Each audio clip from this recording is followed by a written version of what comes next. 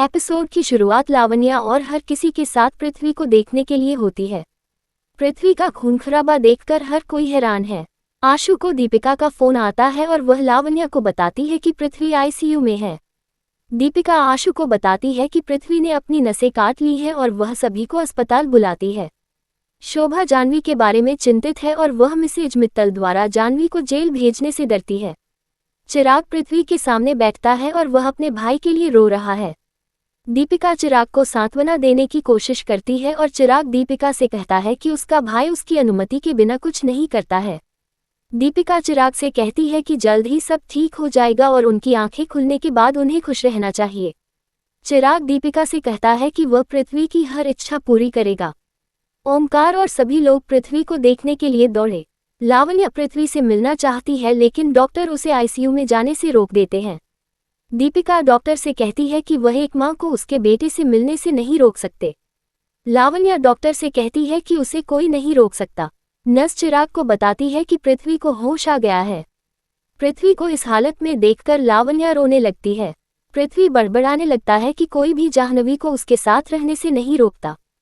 जाह्नवी डर जाती है। पृथ्वी अपनी मां से कहता है कि जाह्नवी ने उसे आत्महत्या करने का विचार दिया है और वह भी पृथ्वी से मिलने के लिए प्रवेश करती है।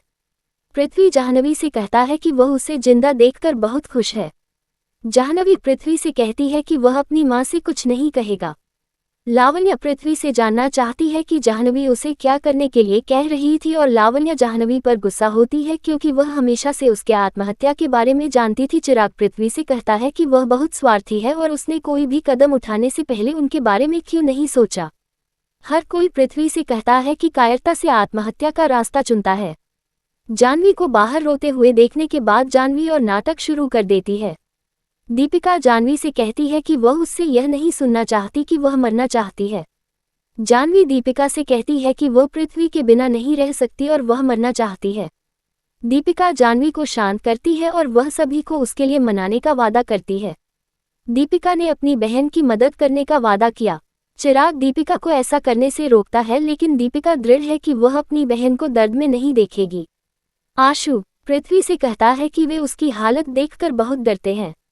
दीपिका लावण्या से पृथ्वी और जाह्नवी के प्यार को स्वीकार करने का अनुरोध करती है।